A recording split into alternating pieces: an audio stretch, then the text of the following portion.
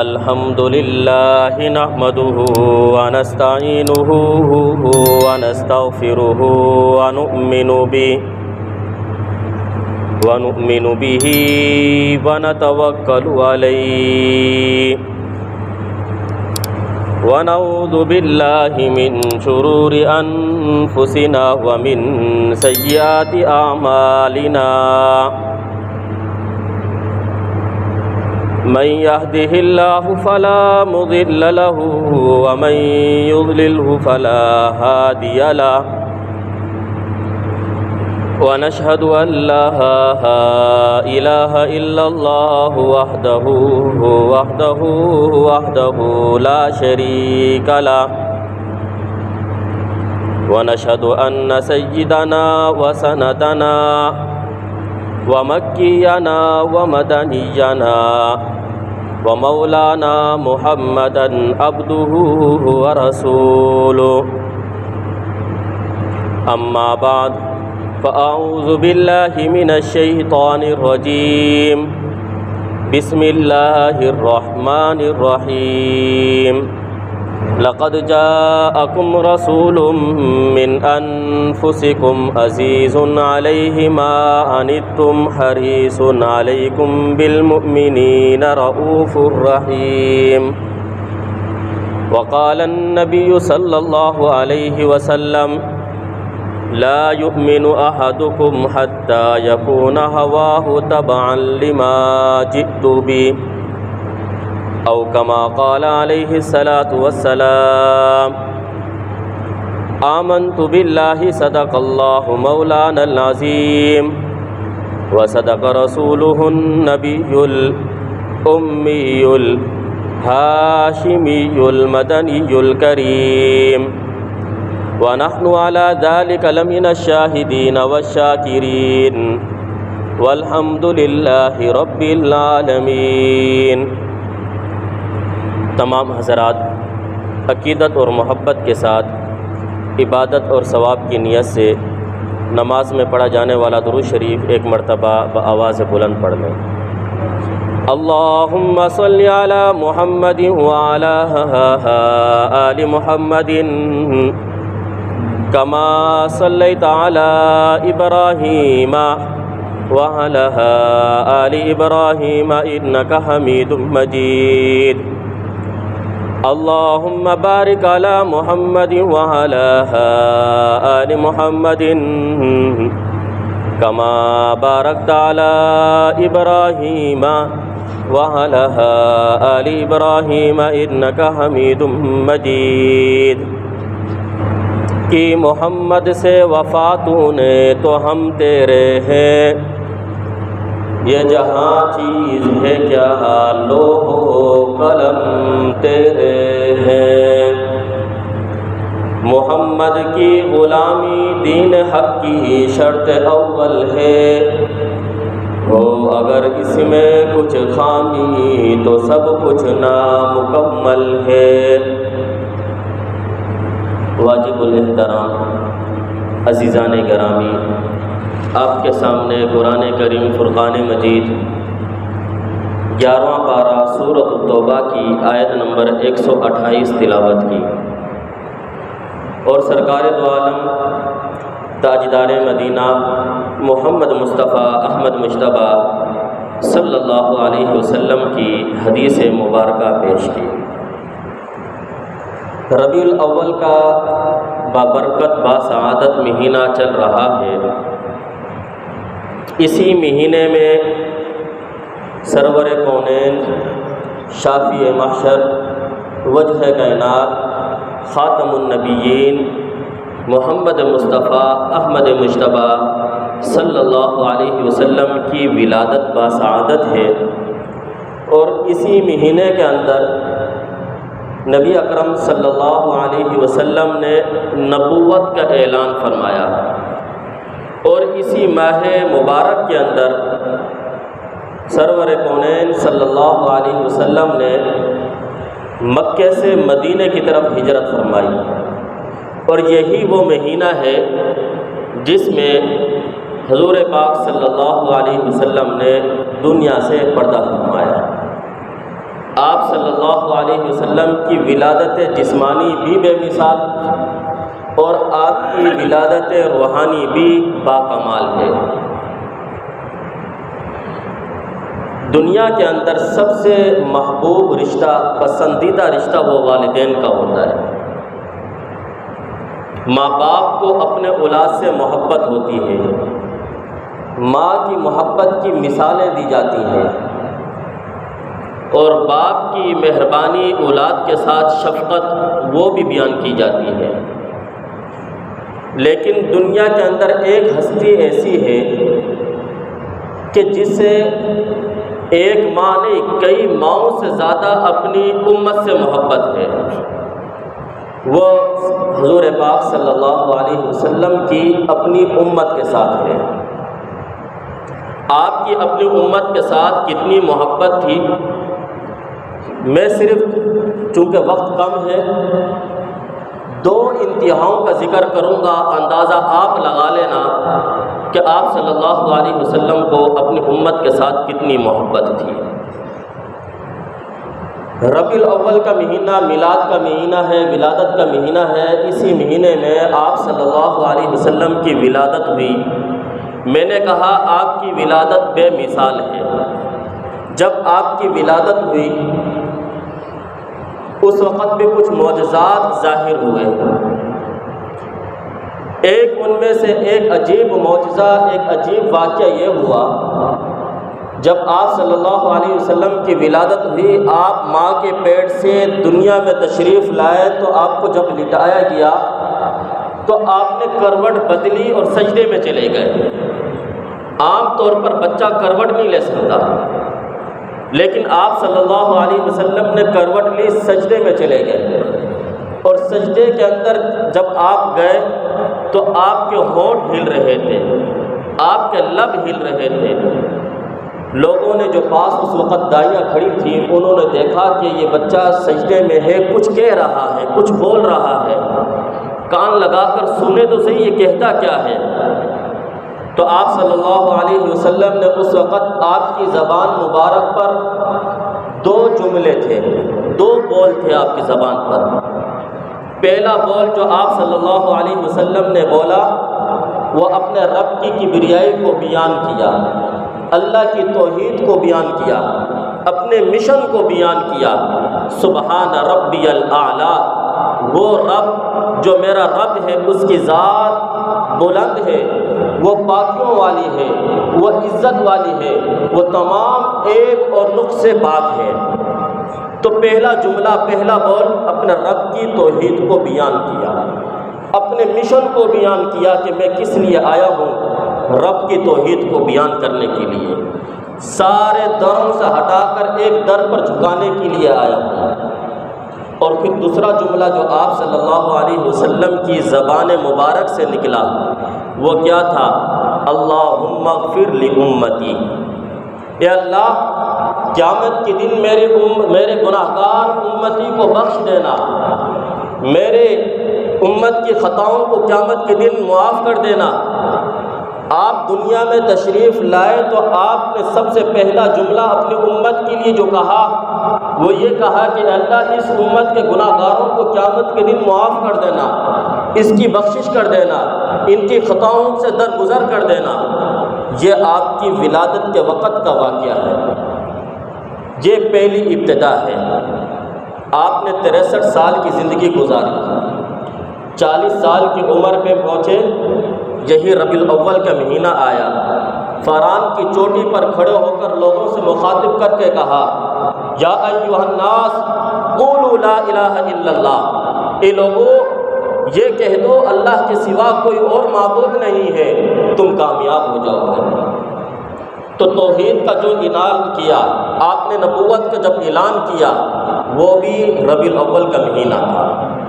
اور پھر جب 50 سال کی عمر میں، 53 سال کی عمر میں آپ پہنچتے ہیں تو اس وقت مکے سے مدینے کی طرف آپ نے ہجرت کی۔ جب ہجرت کی وہ مہینہ بھی ربیع الاول کا مہینہ تھا۔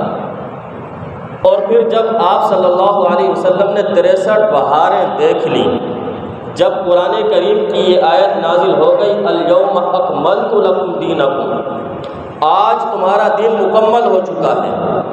مکمل اس کو کہتے ہیں کہ جس کے اندر کچھ باقی نہ رہے۔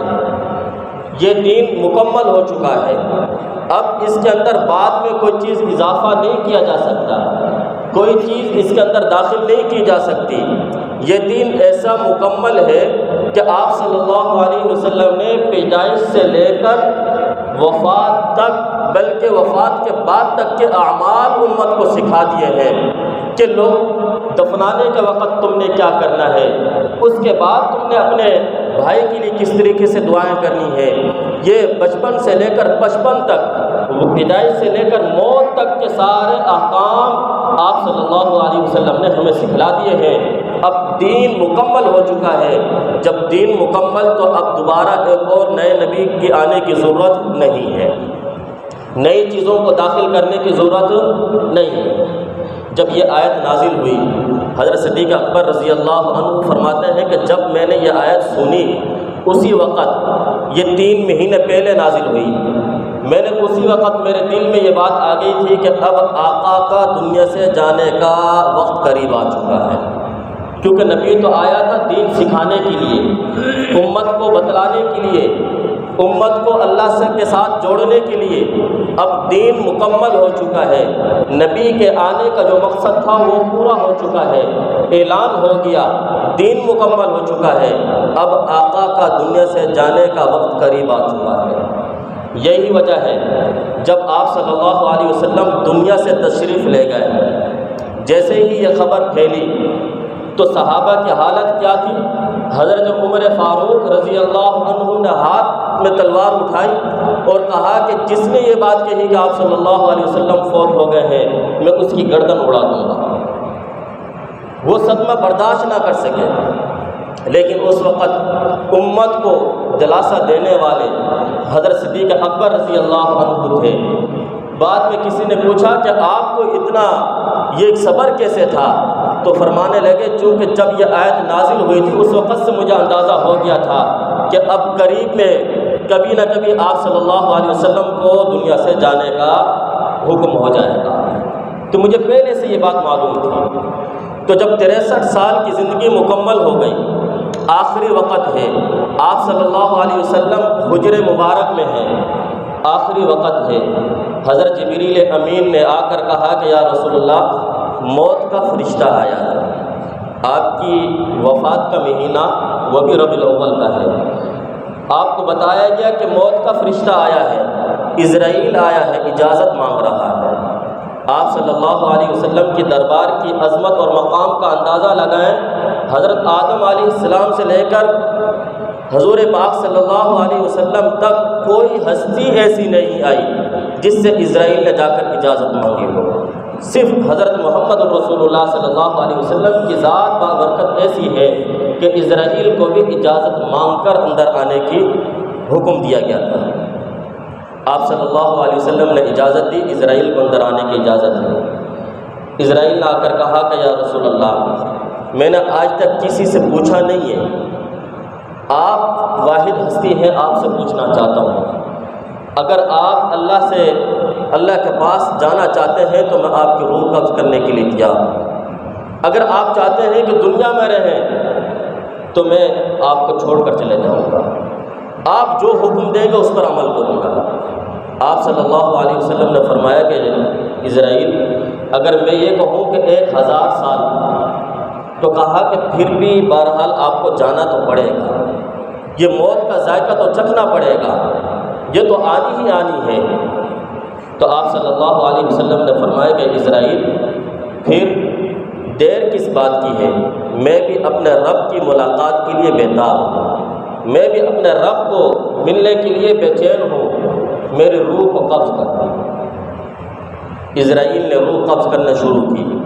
آپ کو پتہ ہے کہ روح جب قبض کی جاتی ہے تو وہ پاؤں کے انگوٹھوں سے، انگلیوں سے یہاں سے شروع ہوتی ہے اور پھر یہ چلتے چلتے بعد میں آخر سے سر سے نکلتی ہے۔ اور علماء نے لکھا ہے کہ جب انسان کی روح نکلتی ہے، جس وقت اس کو جتنی تکلیف ہوتی ہے، اگر کسی انسان کے تلوار کے ذریعے سے 100 ٹکڑے کر دیا جائے جسم کے، اتنی تکلیف نہیں ہوتی جتنی روح قبض کرتے وقت تکلیف ہوتی ہے۔ اسرائیل نے قبض کرنی شروع کی، آپ صلی اللہ علیہ وسلم تڑپ گئے۔ آپ نے کہا کہ اسرائیل درد ہو رہا، تکلیف ہو رہی ہے، اتنی تکلیف؟ تو اسرائیل نے کہا کہ یا رسول اللہ، میں کون ہوتا ہوں آپ کو تکلیف پہنچانے والا؟ میں کون ہوتا ہوں آپ پر سختی کرنے والا؟ میری کیا مجال کہ میں آپ پر سختی کروں؟ خدا کی قسم میرے دوستوں، اس وقت اسرائیل کی حالت یہ تھی کہ وہ ہاتھ جوڑ کر آپ صلی اللہ علیہ وسلم کے سامنے کھڑا ہو گیا۔ حضرت آدم سے لے کر آج تک جتنے لوگوں کی میں نے روح قبض کی ہے، ان میں سے سب سے نرم ترین آسان آپ کی روح قبض کر رہا ہوں۔ آپ صلی اللہ علیہ وسلم بھی تڑپ گئے۔ میرے دوستوں، اس وقت آپ صلی اللہ علیہ وسلم نے کہا کہ اسرائیل، اگر یہ نرم اور آسان طریقے سے روح قبض کی جا رہی ہے تو میری امت کے گناہ گار لوگوں کی ان کی روح کس طرح قبض کرتا ہوگا؟ ان کو اس وقت کتنی تکلیف ہوتی ہوگی؟ تو اس وقت آپ صلی اللہ علیہ وسلم نے اسرائیل سے کہا کہ اسرائیل، مجھ سے ایک وعدہ کر لے، مجھ سے ایک ایگریمنٹ کر لے، قیامت تک میرا کلمہ پڑھنے والا کوئی بھی میرا امتی جتنا بھی گناہ گار ہو، تو نے اس کو تکلیف جو دینی ہے، آج وہ ساری تکلیفیں جمع کر کے مجھ ایک محمد کو دے دے۔ میں اپنی امت کی اس تکلیف کو برداشت کرنے کے لیے تیار ہوں۔ تو آپ صلی اللہ علیہ وسلم نے آخری وقت بھی اپنی امت کو بھولے نہیں۔ میں نے کہا کہ جب آپ کی پیدائش ہوئی اس وقت بھی اپنی امت کے بارے میں فکر تھی، جب آپ دنیا سے تشریف لے جا رہے ہیں اس وقت بھی آپ کو اپنی امت کی فکر تھی۔ حالانکہ یہ وقت ایسا ہوتا ہے کہ آخری وقت میں انسان اپنی بیوی کو یاد کرتا ہے، اپنے بچوں کی فکر کرتا ہے، وہ مال اور دولت کی وصیت کرتا ہے کہ فلاں کو یہ دے دینا، فلاں سے یہ چیز لینی ہے۔ لیکن آپ صلی اللہ علیہ وسلم نے اس وقت اپنی بیویوں کے بارے میں کچھ نہیں کہا، اپنے نواسوں کے بارے میں کچھ نہیں کہا، اپنی اولاد کے بارے میں کوئی وصیت نہیں کی، بلکہ اس وقت آپ صلی اللہ علیہ وسلم آخری وقت ہے، اس وقت آپ نے کہا کہ اسرائیل، ساری امت کے جو تکلیفیں جو تو دے گا وہ سب کو جمع کر کے آج ایک محمد کو دے دے، میں سب کی تکلیفیں برداشت کرنے کے لیے تیار ہوں۔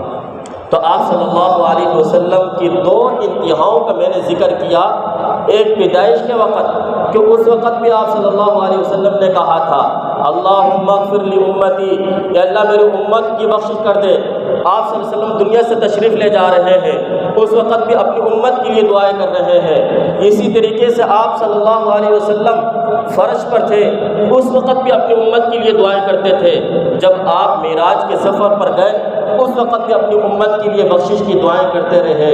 آپ صلی اللہ علیہ وسلم نے کبھی اپنی امت کو بھولا نہیں ہے۔ لیکن آج ہم اپنے گربان میں دیکھیں، یہ ربیع الاول کا مہینہ آیا اور چلا گیا، کئی مہینے آئے، کئی ربیع الاول ہماری زندگی کے اندر آئی ہیں۔ آیا ہم نے اپنے نبی کو کیا صلہ دیا؟ نبی نے تو ہماری خاطر پتھر کھانا برداشت کر لیے، نبی نے ہماری خاطر پتوں کا چبایا، نبی نے ہماری خاطر اپنے صحابہ اپنے دوستوں پر جو تکلیفیں ہوئیں اس کو برداشت کر لیا، لیکن کیا وجہ تھی؟ وہ ہماری وجہ سے۔ اور اب ہم اپنے گربان میں جھانکیں، ہم تھوڑی دیر کے لیے مراقبے میں جائیں، آنکھیں بند کر کے سوچیں صبح سے لے کر شام تک کتنا ہم اپنے نبی کی تعلیمات پر عمل کرتے ہیں، ہم بچپن سے لے کر پچپن تک کتنے اپنے نبی کی تعلیمات پر عمل کرتے ہیں، ہم پیدائش سے لے کر موت تک کس کس موقع پر اپنے نبی کو ہم نے یاد رکھا ہے، خوشی میں کیا ہم نے اپنے نبی کو یاد رکھا، کپڑے پہننے میں کیا اپنے نبی کو یاد رکھا، ہم نے اور دیگر جتنے بھی ہمارے زندگی کے اندر معاملات ہیں ان معاملات کے اندر کیا ہم نے اپنے نبی کو یاد رکھا کسی موقع پر؟ خواہ چاہے وہ خوشی کا موقع ہو، چاہے وہ شادی کا موقع ہو، چاہے وہ غم کا موقع ہو، چاہے وہ بازار میں کسی چیز کو خرید و فروخت کا موقع ہو، مارکیٹوں میں جانے کا موقع ہو، کس موقع پر، یا لباس پہننے کا موقع ہو، یا کھانا کھانے کا وقت کا موقع ہو، یا جو ہے چلنے پھرنے کا موقع ہو، کون سا ایسا وقت ہے، کون سا ایسا لمحہ ہے کہ اس لمحے کو گزارتے وقت ہمارے سامنے ہمارے نبی کی زندگی ہو؟ کل قیامت کے دن آپ صلی اللہ علیہ وسلم نے پوچھ لیا، اگر میں نے تو تمہارے خاطر بڑی تکلیفیں برداشت کی، تمہاری خاطر مجھ پر پتھر برسائے گئے، میں نے اسے برداشت کیا، تمہاری خاطر میری کمر پر اونٹ کی اوجڑی رکھی گئی، میں نے اس کو برداشت کیا، تمہاری خاطر میری بچیوں کو طلاقیں دی گئی، میں نے اس کو برداشت کیا، میرے نواسوں کے سر کو نیزے پر چڑھایا گیا، اسے برداشت کیا، میں نے پتے چبائے، میرے ابو بکر کو لہو لہان کیا گیا، میرے بلال کو تپتی ہوئی ریت پر لٹایا گیا، میرے خبیب کو اس کی چربی کی انگارے بجھائے گئے، اس کی کمر کی چربی سے، اتنی تکلیفیں میرے صحابہ کو دی گئی، مجھے دی گئی، ساری چیزیں برداشت کی تمہاری خاطر، لیکن آج تم کون سے اعمال لے کر آئے ہو؟ آج تم نے میری کتنی تعلیمات پر عمل کیا ہے؟ تم کیا کر آئے ہو؟ اگر اس وقت ہم یہ کہیں گے ربیع الاول کا مہینہ آیا تھا یا رسول اللہ، اس وقت ہم نے نعرے لگائے تھے، کیا ہماری نجات کے لیے یہ بات کافی ہو جائے گی؟ میں آپ سے پوچھنا چاہتا ہوں، فتویٰ نہیں لگاتا، ذرا سا آپ اپنی دل کے اندر وہ توجہ کریں، آپ دیکھیں اپنے اندر، کیا اس وقت ہم یہ کہہ دیں گے یا رسول اللہ ہم نے نعرے لگائے تھے، جلوس نکالے تھے، ہم نے جھنڈے لگائے تھے، تو آپ صلی اللہ علیہ وسلم اس سے خوش ہو جائیں گے؟ آپ صلی اللہ علیہ وسلم کیا یہ نہیں کہیں گے کہ کیا اس وقت تمہیں میری سنت پر تم نے عمل بھی کیا تھا یا نہیں کیا تھا؟ خدا کی قسم، اگر کسی شخص کے چہرے پر داڑھی نہیں ہے، آپ صلی اللہ علیہ وسلم کو اس وقت قبر کے اندر کتنی تکلیف ہوتی ہے۔ زندگی کے اندر آپ صلی اللہ علیہ وسلم کے سامنے 2 سفیر آتے ہیں، ایران کے 2 سفیر آتے ہیں، مسلمان نہیں ہیں، حالانکہ آپ کو پتہ ہے کہ جو سفیر غیر ملکی سفیر ہوتے ہیں ان کا ادب اور احترام کیا جاتا ہے، ان کو عزت دی جاتی ہے، ان کے معاملات ان کے ساتھ ہوتے ہیں، وہ جو کچھ بھی کریں ان کو کچھ کہا نہیں جاتا، ان کے اوپر اپنے احکام نافذ نہیں کیے جاتے، ان کا تو عزت احترام کی جاتی ہے۔ اور پھر وہ سفیر بھی غیر مسلمان نہیں ہے، ایران کے 2 سفیر آپ صلی اللہ علیہ وسلم کے سامنے آ گئے، لیکن ان کی حالت کیا تھی؟ ان کی حالت یہ تھی کہ داڑھی کٹی ہوئی، مونچھیں بڑی ہوئی تھی۔ آپ صلی اللہ علیہ وسلم نے ان کو دیکھ کر اپنا چہرہ گھما دیا اور کہا کہ یہ کیا اپنی حالت تبدیل کی ہوئی تم نے، یہ کیوں اللہ کی خلقت کے اندر تبدیلی کی ہے تم نے؟ تو وہ کہنے لگے کہ ہمارا جو ایران کا بادشاہ ہے اس نے ہمیں یہ حکم دیا ہے کہ ایسی صورت بنائیں۔ آپ صلی اللہ علیہ وسلم نے اس وقت اپنے چہرے کو پھیر کر کہا، میرے رب نے مجھے حکم دیا ہے کہ میں اپنی داڑھی کو بڑھاؤں اور مونچھوں کو چھوٹا کروں۔ تو علماء نے یہاں پر ایک بات لکھی ہے، آپ صلی اللہ علیہ وسلم نے اپنی ظاہری زندگی کے اندر جب 2 آدمی، وہ مسلمان بھی نہیں ہے، غیر مسلم ہیں، ان سے اپنا چہرہ گھما لیا، اگر خدا نہ خواستہ کوئی آدمی اسی حالت میں فوت ہو گیا اور پھر قیامت کی دن تو وہ اٹھے گا اسی حالت میں، اور آپ صلی اللہ علیہ وسلم کے سامنے پیش کر دیا گیا، اس وقت اس کی کیا حالت ہوئے گی؟ کہیں ایسا نہ ہو کہ آپ صلی اللہ علیہ وسلم اپنا چہرے کو گھما لیں۔ اس لیے میرے دوستو، ربیع الاول کا مہینہ آتا ہے، یہ ایک پیغام دے کر جاتا ہے۔ وہ پیغام کیا ہے؟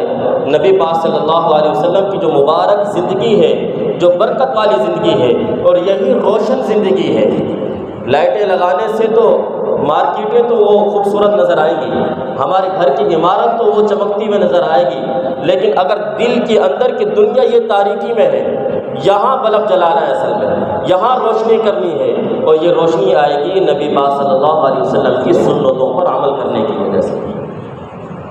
تو ہم یہاں پر آتے تو ہیں، سن کر بھی جاتے ہیں، لیکن اگلے ہفتے تک پھر بھول جاتے ہیں۔ اس کی وجہ کیا ہے؟ اصل میں وجہ یہی ہے کہ ہم اس پر باتوں پر عمل نہیں کرتے۔ باتوں میں عمل، معلومات تو ہمارے پاس بہت زیادہ ہے، ہمیں پتہ ہے کہ یہ چیز اسلام کے اندر ہے، لیکن عمل کے اندر نہیں ہے، اس پر عمل نہیں ہے، اس وجہ سے ہم بھول جاتے ہیں ان چیزوں کو۔ میں وقتاً فوقتاً چھوٹی چھوٹی چیزیں، سنتیں آپ صلی اللہ علیہ وسلم کی آپ کے سامنے بیان کرتا ہوں۔ مقصد کیا ہوتا ہے؟ تاکہ اس پر عمل کیا جائے۔ چھوٹی سی بات ہوتی ہے، چھوٹی سی، اس پر عمل کر لیا جائے۔ خدا کی قسم، اگر ہمارا یہ عزم بن جائے کہ ہم ایک ایک چھوٹی چھوٹی سنتوں پر عمل کرنا شروع کر دیں، تو ایک وقت آئے گا کہ ہمیں پتہ ہی نہیں چلے گا، ہماری عادت بن جائے گی کہ اور آپ صلی اللہ علیہ وسلم کی مبارک زندگی پر ہم چلنے والے بن جائیں گے۔ آپ صلی اللہ علیہ وسلم نے ارشاد فرمایا، آج لوگ بھی بڑے عجیب ہیں، میرے پاس بہت سارے لوگ آتے ہیں، وہ کہتے ہیں کہ فیس بک پر یہ وظیفہ پڑھا، یوٹیوب پہ یہ سنا، اور وہ عجیب قسم کے وظیفے پڑھتے ہیں، پھر بعد میں جب اس کے اثرات ان کے جسم پر ہوتے ہیں نا، پھر وہ پریشان ہوتے ہیں کہ پتہ نہیں کیا ہو گیا۔ تو یہ ہر چیز پڑھنے کی نہیں ہوتی، یہ فیس بک پر، واٹس ایپ پر یا یوٹیوب پر یہ چیزیں جو آتی ہیں اس کو ہر بندہ نہیں پڑھ سکتا، اس کے لیے بھی اجازت ہوتی ہے، اس کے لیے بھی چلے کاٹنے پڑتے ہیں، اس کے لیے بھی کوئی خاص طریقہ ہوتا ہے، اور ہم سوچے سمجھے بغیر جو ہے ان چیزوں کو جو ہے عمل کرنا شروع کر دیتے ہیں۔ لیکن جو آپ صلی اللہ علیہ وسلم نے طریقہ سکھلایا ہے، بتلایا، اس کے اندر بڑی برکت ہے۔ آپ صلی اللہ علیہ وسلم نے فرمایا اگر کوئی شخص صبح کے وقت یہ کلمہ پڑھ لے، آپ سب پڑھ لیں، ما شاء اللہ، ما شاء اللہ، ولا حول ولا قوة الا باللہ، ولا حول ولا قوة الا باللہ، اشہد ان اللہ علی کل شیء قدیر۔ اب یہ چھوٹا سا ایک جملہ ہے، کتنا چھوٹا سا، اب پڑھنے میں کتنی دیر لگی، ما شاء اللہ، ولا حول ولا قوة الا باللہ، اشہد ان اللہ علی کل شیء قدیر۔ ایک چھوٹی سی دعا ہے، اب اس کی برکت کتنی ہے۔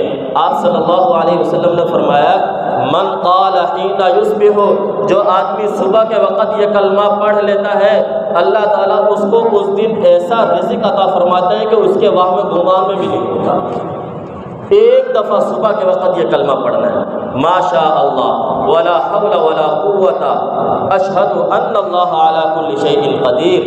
اور دوسرا فائدہ یہ بتلایا کہ شام تک اس کو کوئی چیز تکلیف نہیں پہنچائے گی، اس کو کوئی مصیبت نہیں آئے گی، اس کو کوئی پریشانی لاحق نہیں ہوئے گی۔ اور جو شخص شام کے وقت یہی جملہ پڑھ لے صبح تک اللہ اس کو ایسا رزق عطا فرمائیں گے کہ اس کے وہم گمان میں بھی نہیں ہوگا، اس کے رزق میں اللہ تعالیٰ اضافہ کر دیں گے، برکت ڈال دیں گے۔ اب یہ مطلب نہیں ہے اس کا کہ آپ دعا پڑھو اور آپ کہو کہ پہلے جو ہے میری کمائی 1000 ہوتی ہے، آج جو ہے 2-3 ہزار روپے ہو جائے گی، نہیں، یہ مطلب نہیں ہے اس کا، بلکہ مطلب یہ ہے کہ اللہ اس رزق میں ایسی برکت ڈال دیں گے۔ بعض اوقات تو اس کا مطلب یہ بھی ہے بغیر محنت کے، بغیر مشقت کے، جتنی دن تم نے تکلیف اٹھاتے ہو عام دنوں کے اندر، اس دعا کی برکت سے اللہ آسانی کے ساتھ تمہیں رزق عطا فرمائے گا، اس کا مطلب یہ ہے۔ اور ہم سمجھ رہے ہوتے ہیں اس کا مطلب یہ ہوگا کہ 1000 کے بجائے 3000 مل جائیں گے، نہیں، یہ مطلب نہیں ہے۔ پہلے میں جو ہے وہ چٹنی کے ساتھ روٹی کھاتا ہوں تو اب جو ہے وہ ٹکے کباب ملنا شروع ہو جائیں گے اس دعا کی برکت سے، ایسا یہ مطلب نہیں ہے، بلکہ ایسا رزق عطا فرمائیں گے جو تیرے لیے فائدہ مند ہوگا۔ بعض دفعہ انسان کھانا کھاتا ہے، وہی کھانا اس کے لیے نقصان دہ ہو جاتا ہے، پتہ چلا پیٹ خراب ہو گیا، پتہ چلا کہ اس کو شوگر ہو گئی ہے، پتہ چلا کہ فلاں چیز کے کھانے کی وجہ سے اس کو فلاں بیماری ہو گئی ہے۔ وجہ کیا ہوتی ہے؟ وہ رزق اس کے لیے فائدہ نہیں ہوا، اس کی وجہ سے کہ آپ صلی اللہ علیہ وسلم کی اس نے سنتوں کو چھوڑا ہے۔ تو اس لیے آپ صلی اللہ علیہ وسلم کی یہ چھوٹی چھوٹی سنتیں ہیں، جب ان سنتوں کو ہم اختیار کریں گے، یہ ربیع الاول کا مہینہ آتا بھی اس لیے کہ آپ صلی اللہ علیہ وسلم کی زندگی مبارک کو سامنے رکھ کر پھر جو آپ نے طریقے بتلائے اس پر عمل کیا جائے۔ تو آپ صلی اللہ علیہ وسلم کی اس دعا پر عمل کریں گے نا، اس طریقے پر، اب اس کو عمل کرنے کی وجہ سے ہمارے دل کے اندر ایک بلب روشن ہو جائے گا۔ حدیث پاک میں آتا ہے نا کہ جب کوئی انسان گناہ کرتا ہے تو گناہ کرنے کی وجہ سے اس کے دل پر ایک کالا سیاہ نقطہ لگ جاتا ہے، پھر دوسرا گناہ کرتا ہے تو دوسرا، ایک وقت ایسا آتا ہے کہ وہ پورا دل ہی سیاہ ہو جاتا ہے۔ تو ان سنتوں پر عمل کرنے سے کیا فائدہ ہوتا ہے؟ یہ دل کے اندر گویا کہ روشنی، ایمان کی چنگاری یہ چل جاتی ہے۔ اس لیے آپ صلی اللہ علیہ وسلم کی بتائے ہوئے طریقے پر چلنا، یہی اصل مقصد ہے ربیع الاول کے آنے کا۔ اللہ تعالی ہمیں حضور پاک صلی اللہ علیہ وسلم کی سنتوں پر، طریقوں پر عمل کرنے کی توفیق عطا فرمائے۔ وآخر دعوانا الحمدللہ۔